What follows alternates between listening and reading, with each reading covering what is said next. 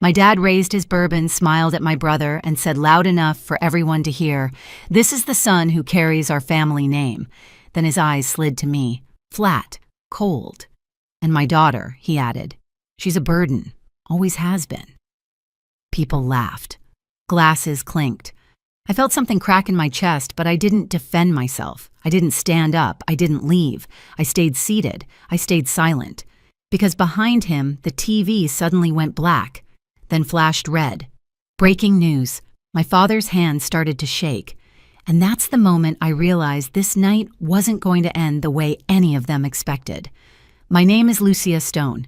I'm 33 years old and I work in national security. Not the kind of job you explain at family dinners. The kind you summarize with, "I help plan things most people never hear about." To anyone outside our family, the Stone name meant discipline, tradition, success.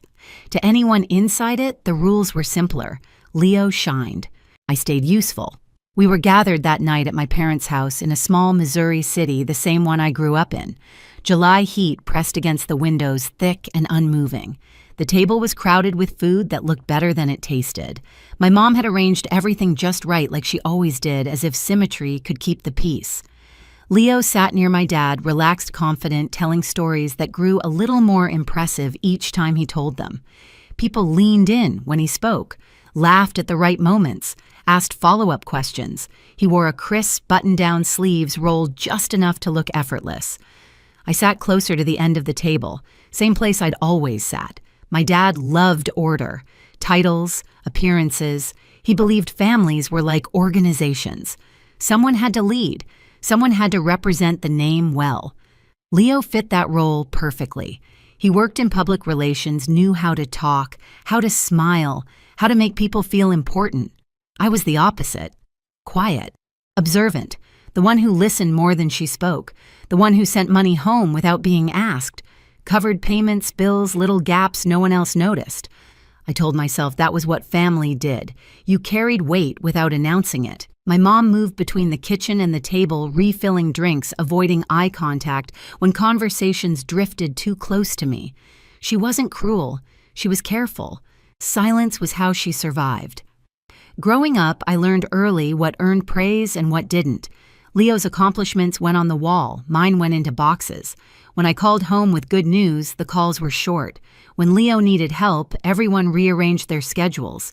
Still, that night, I let myself hope. Hope is stubborn like that. I thought maybe this dinner was just a dinner. Maybe my dad would keep it light. Maybe my name wouldn't come up at all, and that would be easier. I remember looking around the table, noticing how normal everything seemed. The hum of the air vent. The scrape of silverware, my dad clearing his throat, tapping his glass. That was the moment I knew he was about to speak. And I remember thinking, just get through this, then you can leave. I had no idea how wrong I was. My dad stood up slowly the way he always did when he wanted attention. He lifted his bourbon and waited. The room obeyed him on instinct. Forks paused. Conversations thinned out. Even the air felt like it leaned in. "I just want to say something," he began, voice steady, practiced. "Family matters. Legacy matters." He turned to Leo first, smiled. The proud kind of smile he saved for photographs. "To my son," he said, raising his glass higher. "The one who carries our name with confidence, who represents us well, who makes us proud." Applause came easily. Someone whistled. Leo nodded, modest, already used to this. Then my dad's gaze slid toward me. It wasn't angry. That would have been easier. It was dismissive, like he was scanning an item he'd already decided not to buy. "And my daughter," he said, clearing his throat. "Well, some people are meant to shine. Others are meant to carry weight." He paused just long enough for it to sting. "She's a burden. Always has been." A few laughs followed. Awkward ones, the kind people make when they don't know what else to do. I felt my pulse thud in my ears, my fingers curled under the table nails pressing into my palm. I could have spoken. I could have corrected him. I could have reminded everyone of the years I sent money home, the nights I worked through weekends, the things I'd quietly handled, so no one else had to. I did none of that. I stayed still. I stayed silent. I watched my mother lower her eyes, focusing hard on a napkin that didn't need folding. I watched Leo take a sip of his drink, avoiding my direction completely. I watched relatives glance at me, then quickly away, as if eye contact might make them complicit. Something settled in my chest then. Heavy, solid, not pain exactly. Clarity. This wasn't a misunderstanding. It wasn't a bad joke. It wasn't something that could be fixed with a conversation later. This was how they saw me. Not as a daughter, not as a sister, as excess. My dad finished his toast and sat down. Plates shifted. Someone changed the subject. Life tried to move on, but I couldn't. I looked around that table and realized I had spent my entire life earning silence instead of respect, carrying responsibility like it was my role, my duty, my flaw. I took a slow breath and let it out through my nose. If this was the story they wanted to tell about me, fine. They just had no idea how close they were to hearing the rest of it. The room tried to recover like nothing had happened. Someone asked about dessert. Someone else reached for another drink. Chairs scraped. Laughter came back in pieces, thinner than before. I sat there nodding when I had to breathing slowly, counting seconds the way I'd learned to do under pressure. My dad was mid-sentence again, telling a story about Leo, of course, when the TV in the corner flickered. At first, no one noticed. It had been on all evening, muted cycling through weather and sports highlights. Just background noise. Just light on a wall. Then the screen went black for half a second and came back red. A banner slid across the bottom. Breaking news. My dad frowned, irritated, like the interruption itself was disrespectful. He half turned in his chair. What's this now? The anchor's lips moved, still muted, but the tone was unmistakable. Urgent, formal. The kind of cadence that makes people stop chewing. Someone reached for the remote. Too late. As the volume came up, my mind drifted somewhere else entirely. Not to pride. Not to revenge. To memory. To the years I wired money home without questions. Payments. Bills. Repairs no one thanked me for. To late nights staring at my phone, wondering if I should call, knowing I'd only hear about Leo anyway. To the boxes in the attic, where my certificates and old uniforms were stacked like clutter taped shut, labeled in someone else's handwriting. I thought of how many times I'd stood exactly where I was now and told myself, just get through it. The anchor took a breath. I felt it before I heard it. A subtle shift in the room, the way bodies leaned, the way my dad's fingers tightened around his glass. Breaking news from Washington, the anchor said. The camera cut to an official-looking backdrop. A seal, a still image waiting to be named. My mother finally looked up. Her face had gone pale like she already sensed something slipping out of reach. I didn't move, didn't blink. The anchor glanced down at their notes, and that was when I understood something with absolute certainty. This wasn't luck. This wasn't timing. This was the moment everything they thought they knew about me was about to collapse. The anchor opened their mouth again and said my name. The anchor said my name slowly, clearly, like it belonged to someone else. Lucia Stone, 33. The room froze. My dad's bourbon glass tapped the edge of his plate, a small nervous click that traveled farther than it should have. His hand was shaking, not enough to spill, but enough to betray him. A red banner crawled across the screen. Breaking news, and yes, it was CNN, the same network my father loved when it made our family look respectable. The camera cut to an official-looking backdrop, then to a photo of me in a dark uniform. No smile, no staging, just my face the way it looks when I'm focused and tired. The anchor continued breaking. Lucia Stone, 33, promoted to Brigadier General. No one breathed. Leo's color drained like someone unplugged him. His mouth opened, then closed, then opened again without sound. He stared at the TV, then at me, then back at the TV like the words might rearrange themselves into something that didn't threaten him. My mother pushed her chair back too fast. It screeched against the floor. She grabbed the table with both hands, eyes locked on the screen as if the wood could keep her upright. My father blinked hard, once, twice. Then he said, "That can't be right." He didn't say it like confusion. He said it like accusation, like the universe had broken a rule without asking him. The anchor's voice kept going calm and steady. They talked about leadership under pressure and strategic judgment. They didn't share details just enough to make it real. The kind of recognition that doesn't come from charm, it comes from results.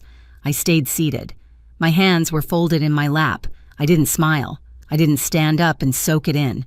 I'd learned the hard way that pride can be turned into a target in rooms like this. My father finally turned to me. "Why wouldn't you tell your family I met his eyes? I didn't think you'd be interested." That sentence landed like a door closing.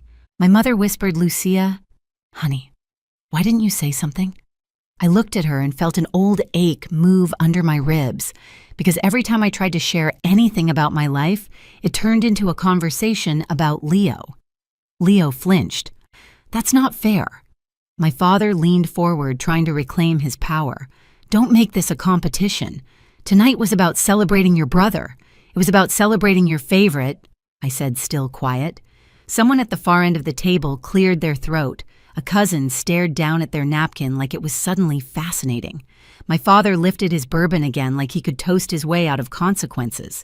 "I was joking earlier. You called me a burden," I said, in front of everyone. He waved a hand. "People say things." I felt my jaw tighten. "You didn't even say my name." Silence pressed in. Leo tried to step in, voice too quick, too practiced. "Look, if you wanted attention, you could have told us. This is embarrassing." Embarrassing. That was the word that mattered to him. Not what my father said. Not what it took for me to get here. Just how it looked. I stood up, then, slow and steady. My chair whispered against the floor. Every eye followed me, hungry and uncomfortable at the same time. "I didn't come for attention," I said. Leo scoffed. "Then why are you making a scene?" I glanced around the table. Faces pretending not to listen. Phones face down, but hands hovering. The whole room waiting for me to either beg or explode. "I'm not making a scene," I said. "I'm finally refusing to play mine." My father's voice dropped sharp. "You think a title makes you better than us?" "No," I said. "But it proves you were wrong about me." He stood up too, trying to loom. He still had that old posture of command chest out chin high. The problem was, I'd spent years in rooms with people who carried real authority. People who didn't need to humiliate their own child to feel powerful. "I raised you," he snapped. "I provided." My laugh came out small and bitter. "You provided a roof. I provided myself." My mother made a sound like she swallowed a sob. She looked at her hands instead of at me. I softened my tone just slightly. "Mom, you've watched this happen for years. You don't have to fight him. But you don't get to pretend you didn't hear it." Her eyes finally met mine. Wet, guilty, silent. Leo's voice sharpened. "You're being dramatic." I turned to him. Dramatic is building your whole life around applause and then panicking when someone else gets it. His face tightened. "What do you want, Lucia?" I paused, letting the quiet stretch. "I want you to stop using me as the invisible part of your story." My father barked. "What story?" I didn't blink. "The one where I send money home for years and you call it helping family. But it pays for Leo's image. The one where my accomplishments end up in boxes and his end up on walls. The one where I'm only valuable when I'm convenient." Leo's eyes flashed. "That's not true." "It is," I said. "And tonight you proved it, Dad." My father's grip tightened on the glass. "You're accusing us at the dinner table." I nodded. "No, you accused me first." Another beat of silence. Then my phone buzzed once in my pocket. One vibration. A message I didn't need to read to know what it meant, because this night wasn't just a family insult anymore. It was public. It was recorded. It was already moving beyond this room. My father seemed to feel it, too. His eyes flicked to the TV, then to the faces around him, then back to me. I leaned in just enough for him to hear me without anyone else needing to. "You called me a burden because you thought I'd swallow it," I said softly. "Like always." His throat moved. He swallowed. "But now," I continued, "people outside this house are going to start asking why my own family worked so hard to keep my name off the table." His bourbon glass shook again. This time, everyone saw it. For a second, nobody knew what to do with the truth.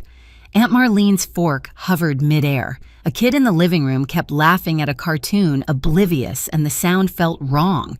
Leo's knuckles went white around his water glass. He looked pale, not sick, pale exposed, pale. My mother whispered, "Lucia, are you okay?"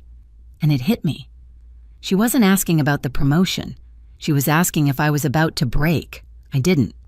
I picked up my purse and looked at my father one last time. "You wanted a toast," I said. "Congratulations. You got one." He tried to speak, but nothing came out. And in that empty space, I understood the real revenge wasn't what I said next. It was what the truth was about to make them answer for. The dinner ended without anyone saying it was over. Plates stayed half full.